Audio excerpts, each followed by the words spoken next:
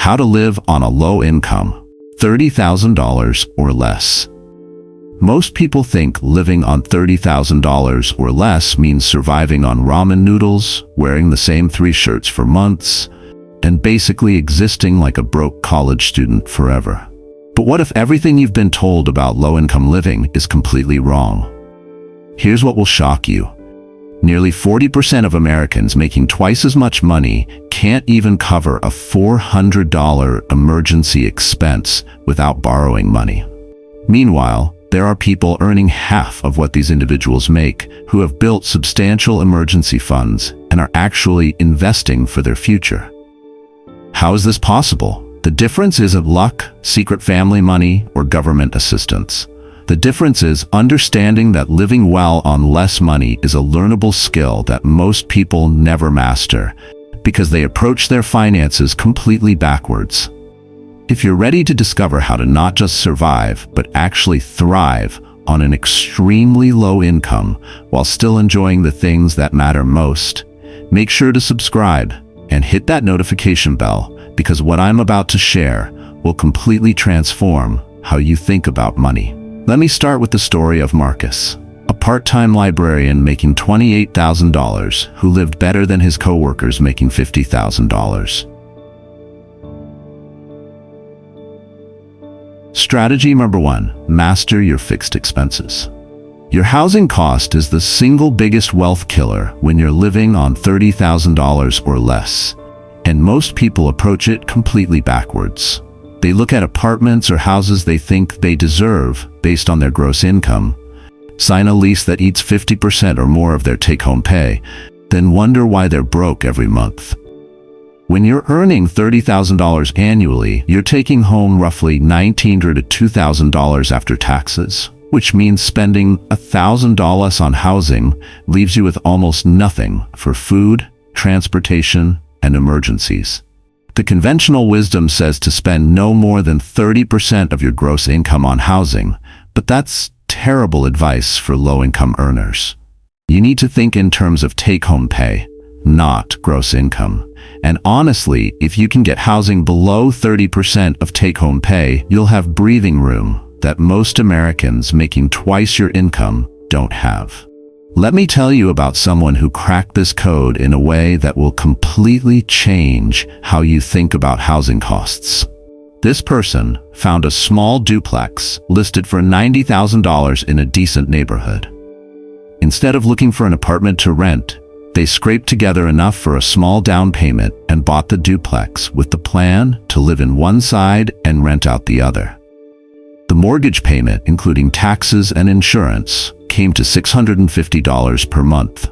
They fixed up the rental side with basic improvements and found a tenant who paid $700 monthly rent. Suddenly, their housing cost went from $800 they were paying for a cramped apartment to actually making $50 per month while living in a better space they owned. But that's just one example of creative housing solutions. What I'm about to say is what makes the difference between those who stay trapped by high housing costs and those who find alternatives. Most people never consider options beyond traditional renting because they assume homeownership is impossible or that alternative arrangements are too complicated. If buying isn't realistic in your situation, roommates become your financial lifeline. Splitting a decent 2-bedroom apartment often costs less than renting a studio alone, plus you get shared utility costs and potential grocery savings if you coordinate meals. The key is being selective about roommates and setting clear boundaries about shared expenses. Geographic arbitrage is another powerful strategy that more people should consider seriously. That $1,200 1-bedroom apartment in a high-cost city could get you a nice 2-bedroom house in dozens of smaller towns. Yes, you might earn slightly less, but if your housing costs drop by $500 to $600 monthly, you've effectively given yourself a massive raise in purchasing power. Here's your immediate action step. Calculate exactly 30% of your monthly take-home pay and make that your absolute maximum housing budget. Then explore every option. house hacking, roommates, moving into cheaper areas, or even unconventional arrangements like caretaking positions that include housing. The mindset shift is crucial.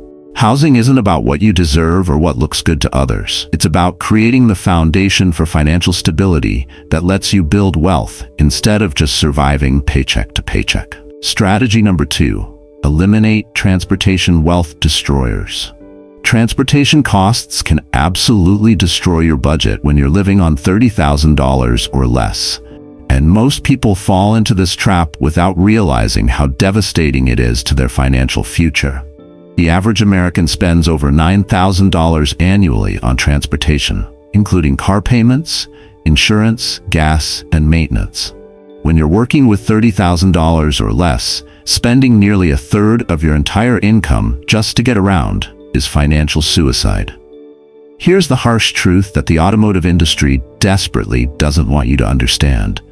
That shiny car payment might make you feel successful, but it's probably the single biggest obstacle between you and financial stability. Every month you send $350 or $450 to a car company. It's money that could be building your emergency fund, paying off debt, or being invested for your future. Let me break down the real cost of car payments versus smart transportation choices. Consider two people, both making $30,000 annually. Person A decides they deserve a nice car and takes on a $400 monthly payment for a newer vehicle. Person B buys a 10-year-old Honda Civic for $8,000 cash. Over 5 years, Person A will pay $24,000 just in car payments, not including higher insurance costs, while Person B's car might need $3,000 in maintenance over the same period. That $21,000 difference is life-changing money when you're on a tight budget. It's a full emergency fund, a down payment on a house, or years of investment contributions that could compound into serious wealth over time. But that's just the obvious part. What I'm about to say is what makes the difference between those who build wealth and those who stay trapped in monthly payment cycles. The solution isn't necessarily going without a car entirely, but being extremely strategic about your vehicle choice and financing approach. If you absolutely must have a car, buy something reliable and cheap with cash whenever possible. A 10-year-old Toyota Camry or Honda Civic might not turn heads at the grocery store, but it will get you from point A to point B reliably for years, while costing almost nothing beyond gas and basic maintenance. I'd rather drive a boring car and have money in the bank than drive something impressive and be broke. If you absolutely must finance a vehicle, here's a rule that could save you thousands. Never finance more than you can pay off in 24 months. Car loans that stretch beyond 2 years are wealth destroyers disguised as affordable monthly payments. Banks love those 60-month loans because they make far more money in interest, but you should avoid them completely. For those living in areas with decent public transportation, seriously consider whether you need a car at all. Between buses, trains, rideshare services, and occasional rental cars for longer trips, you might discover that going car-free saves you hundreds of dollars monthly, while giving you time to read or work during commutes instead of dealing with traffic stress. Here's your reality check. Calculate the true hourly cost of your transportation. Include payments, insurance, gas, maintenance, and depreciation, then divide by hours worked. That car might be costing you $8 to $12 per hour of work time. The mindset shift is crucial. Boring, reliable transportation with money left over beats impressive vehicles that keep you financially stressed. Strategy number 3. The food freedom formula. Food represents one of the most devastating budget killers for people living on tight incomes, and most Americans have no idea how much money they're bleeding through restaurants and takeout. The average American household spends over $7,000 annually on food, with roughly half of that, about $3,500, going to restaurants and convenience meals. When you're living on $30,000 or less, spending $3,500 a year on restaurant meals is a luxury that will keep you financially trapped forever. But here's what most people get completely wrong about cooking at home. They assume it means eating bland, boring meals and spending hours in the kitchen every day. This couldn't be further from the truth. With some basic planning and a few key strategies, you can eat better than most people while spending a fraction of what they waste on overpriced restaurant food.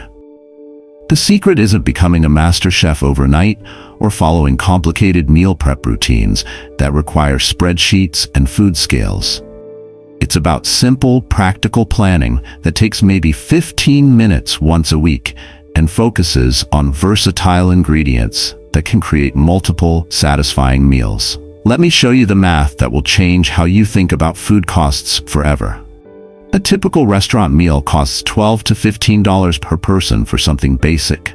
Meanwhile, you can create equally satisfying meals at home for $2 to $3 per serving using simple staple ingredients: rice, beans, eggs, chicken thighs, potatoes, onions, and whatever vegetables are on sale that week. These ingredients might sound boring individually, but they're the building blocks of countless delicious combinations. You can turn them into stir-fries, hearty soups, breakfast hashes, protein-packed burrito bowls, or comfort food stews that cost a fraction of restaurant prices while being more nutritious and filling. But that's just the obvious part. What I'm about to say is what makes the difference between those who successfully eat well on a budget and those who give up and go back to expensive convenience foods. Your freezer becomes your best friend and personal convenience food factory. When you find meat on clearance because it's approaching its sell-by date, buy it and freeze it immediately. When you cook a big pot of chili, soup, or pasta sauce, portion half of it into individual containers and freeze them. This creates your own library of ready-to-eat meals that cost $2 to $3 per serving instead of $12 to $15 for frozen dinners or takeout. Here's a game-changing strategy that most people overlook. Grocery stores are designed to separate you from your money as efficiently as possible. Going shopping when you're hungry is like going to a casino when you're desperate. The house always wins. Always shop with a written list and stick to it religiously. If something isn't on your list, you don't buy it. Period. That 5 bag of chips might seem insignificant, but it could be the difference between having enough money for gas to get to work next week. The mindset shift is crucial. Cooking at home isn't a sacrifice or punishment. It's a strategic wealth-building tool that gives you control over your nutrition and your finances simultaneously. Strategy number 4, social life. Without financial suicide. Entertainment and social expenses can completely derail a tight budget if you're not strategic about them. And this is where most people with good intentions end up sabotaging their financial progress. The pressure to keep up socially can be intense, especially when your friends or family members have higher incomes and different spending habits. When everyone else is suggesting $50 dinners, expensive concerts, or costly weekend activities, it's easy to feel left out or embarrassed about your financial situation. But here's what makes people uncomfortable but needs to be discussed honestly. Your social circle has an enormous influence over your spending habits. Suppose you're constantly around people who think nothing of dropping $100 on drinks or impulse buying expensive entertainment. In that case, you'll find yourself doing the same thing even when it doesn't align with your financial goals. The wrong approach is becoming a hermit who never leaves the house or enjoys life. The right approach is becoming creative about how you have fun and learning to find joy in experiences that don't require significant money. Instead of always saying no to social invitations and feeling like the poor friend, become the person who suggests interesting alternatives that everyone actually prefers. Let me tell you about a resource that most adults completely ignore, but has become an entertainment goldmine: your local library. These aren't just dusty book repositories anymore. Most modern libraries offer free movies you can borrow, high-speed internet access, community events, lectures, book clubs, and even maker spaces with equipment worth thousands of dollars that you can use for free. Some libraries have tool lending programs where you can borrow everything from power drills to sewing machines. Others host free concerts, art exhibitions, and educational workshops.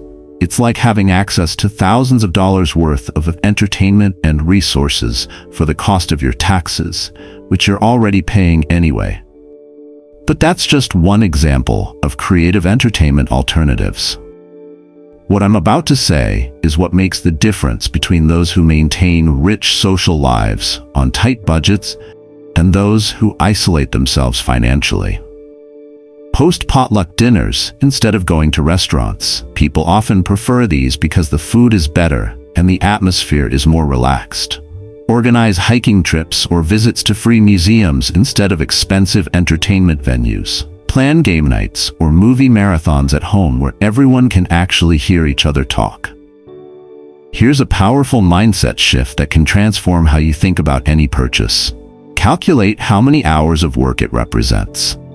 If you take home $12 per hour after taxes and you're considering a $60 entertainment expense, that's 5 hours of your life. Is that concert or dinner really worth 5 hours of your time and energy? The solution is being selective about your social circle and honest about your boundaries. The right people in your life will understand and support your financial goals. The wrong people will make you feel bad about being responsible with money, and that's valuable information about their character. Strategy number 5, the subscription leak prevention system. When you're living on $30,000 or less, you need to become ruthless about subscription services and recurring charges because these things multiply like rabbits when nobody's paying attention. Most people have no idea how much money is quietly bleeding out of their accounts every month through forgotten subscriptions, unused memberships, and services they signed up for during some moment of optimism but never actually use. Here's what's devastating about subscription creep. Each individual charge seems insignificant, so you ignore it. You sign up for a streaming service to watch one show and forget about it. That's $12 monthly. You download some productivity app during a motivation binge and forget to cancel the trial. Another $9.99 monthly. You join a gym with good intentions, but stop going after February. $35 monthly. You sign up for a meditation app, a language learning service, and cloud storage you don't need. Another $25 monthly combined. Suddenly, you're bleeding $80 to $90 every month on digital clutter and unused services, which represents $960 to $1,080 annually. When your entire take-home pay is around $24,000, losing over $1,000 to forgotten subscriptions is financially catastrophic. Let me walk you through an exercise that might horrify you, but will save you hundreds of dollars immediately. Go through your bank statements and credit card statements from the last 3 months and highlight every single recurring charge. Don't just look for obvious ones like Netflix or Spotify. Look for charges you don't immediately recognize. Strange company names and amounts that seem familiar, but you can't quite place. You'll probably discover subscriptions you completely forgot existed. That software you signed up for during some productivity phase 6 months ago. The premium version of an app you downloaded once and never used again. Multiple streaming services you accumulated over time. Gym memberships from your brief fitness enthusiasm that died in February. Magazine subscriptions that auto-renewed without you noticing. But that's just the obvious part. What I'm about to say is what makes the difference between those who control their money and those whose money controls them. The subscription economy is specifically designed to make canceling as painful as possible while making signing up effortless. They offer one-click sign-ups, but require you to call during specific business hours or navigate through 17 different web pages to cancel. Don't let this inconvenience deter you from reclaiming your money. Those 15 minutes of mild frustration canceling a subscription could save you hundreds of dollars over the course of a year. When you're working with limited resources, every recurring charge needs to justify its existence monthly. Here's your immediate action plan. Audit all recurring charges from the past 3 months. Cancel everything you haven't used in the last 60 days. and set a monthly reminder to review subscriptions. If you're not actively using something every month, it needs to go. The mindset shift is crucial. Subscription services aren't conveniences when you're on a tight budget. They're potential wealth destroyers that require constant vigilance. Your financial defense system needs to be stronger than their marketing offense. Strategy number 6, emergency fund psychology. Emergency funds become even more critical when you're living on a low income because you have less flexibility to handle unexpected expenses. Yet most financial advice about emergency funds is completely unrealistic for people earning $30,000 or less. Financial experts recommend 3 to 6 months of expenses saved, which sounds great in theory, but feels impossible when you're barely covering your monthly bills. When you're taking home $1,900 monthly and every dollar is already allocated to rent, food, and transportation, the idea of saving $6,000 to $12,000 for emergencies feels like being told to climb Mount Everest in flip-flops. So most people don't even try, which leaves them completely vulnerable when life inevitably throws curveballs. But here's what traditional financial advice misses completely. The psychological power of even a small emergency fund far outweighs the mathematical security of having months of expenses saved. Having $100 in savings won't cover a major crisis, but it will prevent minor setbacks from becoming financial disasters that destroy your progress. Let me explain why this matters more than you might realize. When your car needs a $150 repair and you have nothing saved, you're forced to choose between putting it on a credit card, borrowing money from family, or potentially missing work because you can't get there. Each of these options creates stress, damages relationships, or starts debt cycles that can take months to recover from. But when you have even $100 saved, that same $150 repair becomes manageable. You use your savings, maybe put $50 on a credit card, and you've handled the crisis without creating bigger problems. More importantly, you've proven to yourself that you can handle unexpected expenses, which changes your entire relationship with money and reduces the chronic stress that comes from living without any financial buffer. The solution isn't trying to save massive amounts immediately. It's building the habit of paying yourself first and creating that initial buffer between you and financial catastrophe. Start with whatever feels achievable, even if it's just $5 or $10 weekly. The goal isn't reaching some arbitrary target amount quickly. The goal is establishing the pattern of consistent saving. Here's why starting small works when large goals fail. Success breeds success. When you successfully save your first $25, you prove to yourself that saving is possible. When you reach $50, then $100, you start seeing yourself as someone who has money saved, rather than someone who lives paycheck to paycheck. This identity shift is more valuable than the actual dollars. But that's just the psychological benefit. What I'm about to say is what makes the difference between those who build financial stability and those who stay trapped in crisis cycles. Even $100 in savings prevents you from making expensive, desperate decisions. You won't accept payday loans with 400% interest rates, you won't overdraft your account for $35 fees, and you won't put small emergencies on credit cards where they grow into larger debts. Here's your immediate action plan. Set up an automatic transfer of $25 monthly to a separate savings account. Make it happen the day after payday, before you can spend it on anything else. Once you have your first $100, you'll be amazed at how much more secure you feel knowing you can handle small, unexpected expenses without panic. The mindset shift is crucial. Your emergency fund isn't about the amount. It's about peace of mind and breaking the cycle of crisis-driven financial decisions. Living on $30,000 or less isn't just possible. It's actually liberating once you master these 6 strategies. Keep your fixed expenses under 30% of take-home pay through creative housing solutions.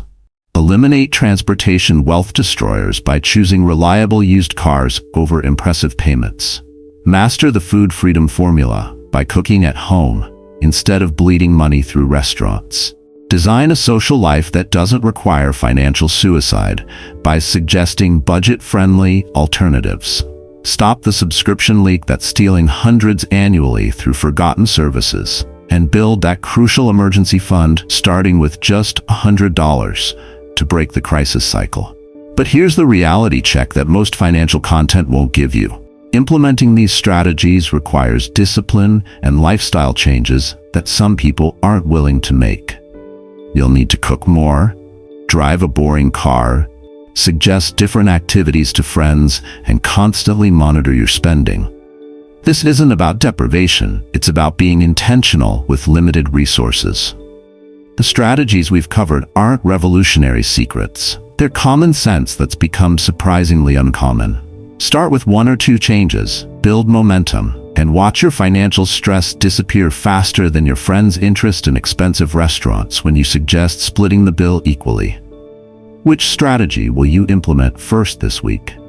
Comment "living well" plus the number that resonates most with your situation. And if this showed you that thriving on less is possible, share it with someone who needs to see that financial peace doesn't require a high income.